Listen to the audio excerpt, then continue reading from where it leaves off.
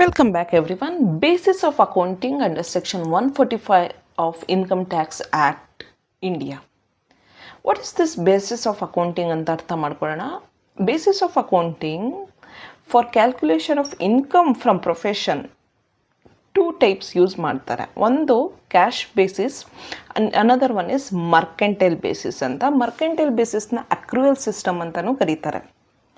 So ಇಲ್ಲಿ usually ನಿಮಗೆ ಎಕ್ಸಾಮಿನೇಷನಲ್ಲಿ cash ಸಿಸ್ಟಮ್ಮೇ ಬರೋದು, ಆದರೂ ಮರ್ಕೆಂಟೈಲ್ ಅಕ್ರೂವಲ್ ಸಿಸ್ಟಮ್ ಬಗ್ಗೆ 2 ಮಾರ್ಕ್ಸ್ ಕ್ವಶನ್ ಬರ್ಬೋದು, ಅಥವಾ 5 ಮಾರ್ಕ್ಸಲ್ಲಿ difference between cash system and mercantile system ಅಂತ ಬರ್ಬೋದು.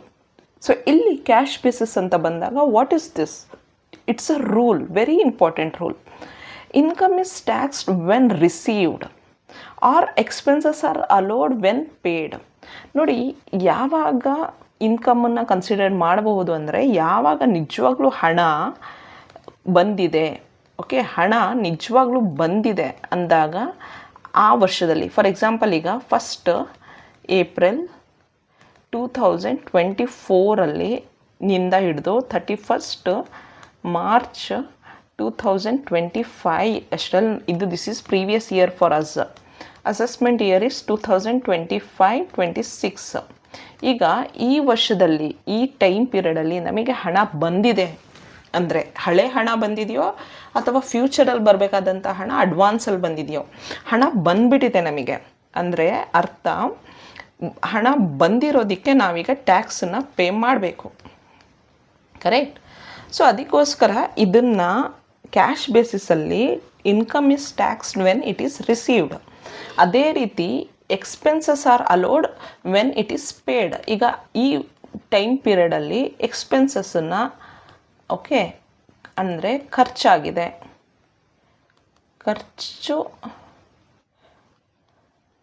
ಆಗಿದೆ ಅಂತ ಅಂದ್ಕೊಳ್ಳೋಣ, ಖರ್ಚಾಗಿದೆ. ಸೊ ಆಗಿದೆ ಅಂದಮೇಲೆ ನಿಮಗೆ ಎಕ್ಸ್ಪೆನ್ಸಸ್ಸು ಲೆಸ್ ಮಾಡೋದಕ್ಕೆ ಚಾನ್ಸ್ ಸಿಗುತ್ತೆ, ಡಿಡಕ್ಟ್ ಮಾಡ್ಕೊಳ್ಳೋದಕ್ಕೆ, ಓಕೆ. ಸೊ ಅದಕ್ಕೆ ಇದನ್ನು ಅಲೋಡ್ ಅಂತ ಹೇಳ್ತೀವಿ. ಸೊ ಇಲ್ಲಿ ಕ್ಯಾಶ್ ಬೇಸಿಸ್ ಏನು ಹೇಳುತ್ತೆ ಅಂದರೆ ಹಣ ಯಾವಾಗ ನಿಜವಾಗ್ಲೂ ಬಂದಿದೆ, ಹಣ ಯಾವಾಗ ನಿಜವಾಗ್ಲೂ ಹೋಗಿದೆ, ಆ ವರ್ಷದಲ್ಲಿ ನಮಗೆ ಟ್ಯಾಕ್ಸು ಕಟ್ಟಬೇಕು ಅಥವಾ ಆ ಟ್ಯಾಕ್ಸ್ ರಿಲೇಟೆಡ್ ಎಕ್ಸ್ಪೆನ್ಸಸ್ ಅಂತ ನಾವು ಕನ್ಸಿಡರ್ ಮಾಡಬಹುದು ಅಂತ. ಇದು ಕ್ಯಾಶ್ ಬೇಸಿಸ್ ಹೇಳುವಂಥದ್ದು. ಅದೇ ರೀತಿ when it comes to accrual basis, okay. So accrual ಬೇಸಿಸನ್ನು ಮರ್ಕೆಂಟೈಲ್ ಬೇಸಿಸ್ ಅಂತ ಕರಿತೀವಿ. ಅಕ್ರೂವಲ್ ಬೇಸಿಸ್ ಏನು ಹೇಳುತ್ತೆ ಅಂದರೆ income is taxed when it is earned. ಅಂದರೆ ಫಾರ್ ಎಕ್ಸಾಂಪಲ್ 2024-25 ಒಬ್ಬ ಅಕೌಂಟೆಂಟ್, ಚಾರ್ಟೆಡ್ ಅಕೌಂಟೆಂಟ್ ಅಂತ ಅಂದ್ಕೊಳ್ಳೋಣ, ಏನೋ ಒಂದು ಕ್ಲೈಂಟಿಗೆ ಕೆಲಸ ಮಾಡಿದ್ದಾನೆ, ಓಕೆ, ಕ್ಲೈಂಟಿಗೆ ಕೆಲಸ ಮಾಡಿದ್ದಾನೆ. ಆದರೆ ಇನ್ಕಮ್ಮು ಅಂದರೆ ಕ್ಯಾಶು ಬಂದಿಲ್ಲ, ಕ್ಯಾಶ್ ಬಂದಿಲ್ಲ, ಅವನಿಗೆ ಇನ್ಕಮ್ ಬಂದಿಲ್ಲ.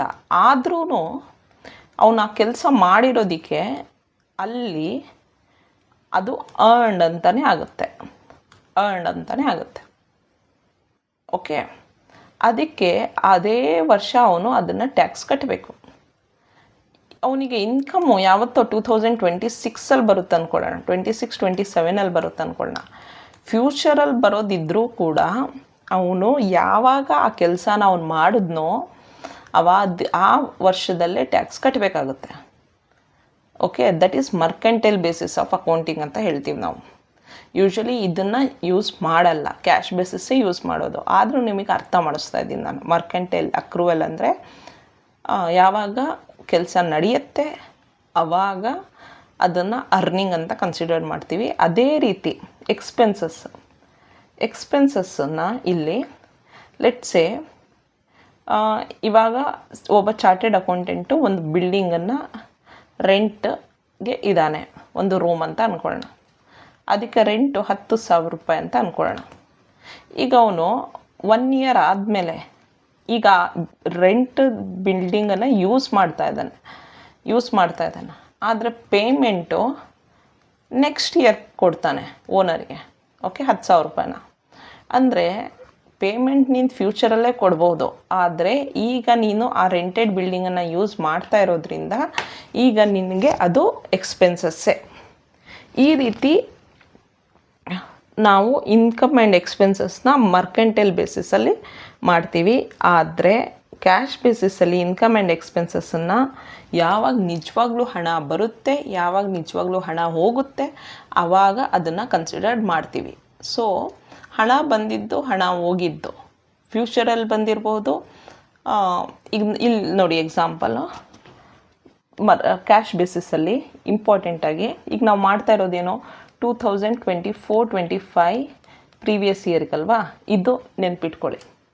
ಈಗ ಹಳೆಯದು ಯಾವತ್ತೋ 2022-23 ಹಣ ಈಗ 2024-25ನಲ್ಲಿ ಬಂದಿದೆ ಅಂದರೆ past income earned earlier but received now ಆಗುತ್ತೆ.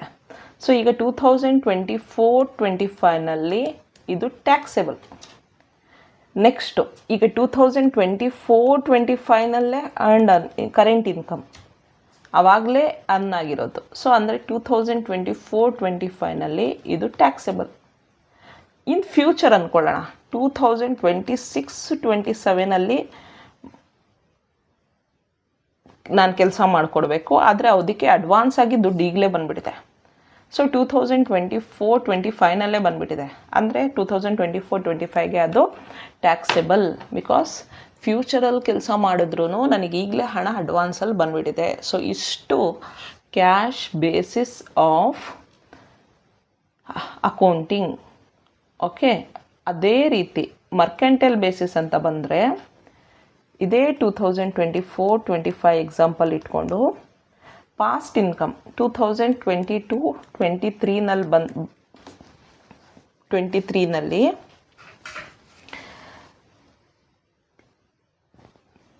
ಹಣ ಈಗ ಬಂದಿದೆ. Okay, past income received now. ಆದರೆ ಈಗ ಅದನ್ನು ಟ್ಯಾಕ್ಸ್ ಮಾಡಲ್ಲ, ಯಾಕಂದರೆ ಆವಾಗಲೇ ಟ್ಯಾಕ್ಸ್ ಅದು ಆಗೋಗಿರುತ್ತೆ. ಯಾವಾಗ ಕೆಲಸ ನಡೀತೋ ಆವಾಗಲೇ ಟ್ಯಾಕ್ಸ್ ಆಗೋಗಿರುತ್ತೆ. ಓಕೆ, ಅಂದರೆ 2022-23ನಲ್ಲಿ ಒಬ್ಬ ಚಾರ್ಟೆಡ್ ಅಕೌಂಟೆಂಟ್ ಒಂದು ಕೆಲಸ ಮಾಡಿದ್ದ, ಆದರೆ ಆವಾಗ ಅವನಿಗೆ ದುಡ್ಡು ಸಿಕ್ಕಿರಲಿಲ್ಲ. ಈಗ ಸಿಕ್ತು, 2024-25ನಲ್ಲಿ ಸಿಕ್ತು. ಆದರೆ ಮರ್ಕೆಂಟೈಲ್ ಬೇಸಿಸ್ ಸಿಸ್ಟಮಲ್ಲಿ ಯಾವಾಗ ಕೆಲಸ ಮಾಡಿದ್ನೋ ಅವನು ಆವಾಗಲೇ ಇನ್ಕಮ್ ಅರ್ನ್ಡ್ ಅಂತ ಆಗಿಬಿಡುತ್ತೆ. ಈಗ ಕ್ಯಾಶ್ ಬಂದ್ರೂ ಈಗ ಇಲ್ಲ, ಇದು ಟ್ಯಾಕ್ಸೆಬಲ್ ಅಲ್ಲ. ಕರೆಂಟ್ ಇನ್ಕಮ್ 2024-25ನಲ್ಲಿ ಅವ್ನು ಕೆಲಸ ಮಾಡ್ದ, 2024-25ನಲ್ಲೇ ಹಣ ಬಂತು. Okay, that is taxable. ಫ್ಯೂಚರಲ್ಲಿ ಕೆಲಸ ಮಾಡ್ತಾ ಇದ್ದಾನೆ ಅವನು, ಫ್ಯೂಚರಲ್ಲಿ ಅಂದರೆ 2026-27ನಲ್ಲಿ ಏನೋ ಕೆಲಸ ಮಾಡ್ತಾ ಇದ್ದಾನೆ, ಅದಕ್ಕೆ ಅಡ್ವಾನ್ಸ್ ಬಂದುಬಿಟ್ಟಿದೆ. ಅಡ್ವಾನ್ಸ್ ಬಂದರೆ that is also non taxable. ಅದು 2026-27ನಲ್ಲಿ ಅವನು ಯಾವಾಗ ಕೆಲಸ ಮಾಡ್ತಾನೋ ಆವಾಗಲೇ taxable. So that is what mercantile system of accounting ಅಂತ ಕರೆಯುವಂಥದ್ದು. ಸೊ ಇಲ್ಲಿ ನಾವು ಅರ್ಥ ಮಾಡ್ಕೊಳ್ಬೇಕಾಗಿರೋದೇನೆಂದರೆ ಮೋಸ್ಟ್ ಇಂಪಾರ್ಟೆಂಟ್ ಡಿಫ್ರೆನ್ಸು, ಕ್ಯಾಶ್ ಬೇಸಿಸಲ್ಲಿ income received, expenses paid. Mercantile ಬೇಸಿಸಲ್ಲಿ income earned, expenses incurred basis ಮೇಲೆ ನಾವು ಟ್ಯಾಕ್ಸೇಷನ್ ಮಾಡ್ತೀವಿ. ಅಕೌಂಟಿಂಗ್ ರೆಕಾರ್ಡ್ಸ್ನ ಹಂಗೆ ಮೇಂಟೈನ್ ಮಾಡ್ತೀವಿ. Mercantile basis is nothing but accrual basis. Okay, thank you so much.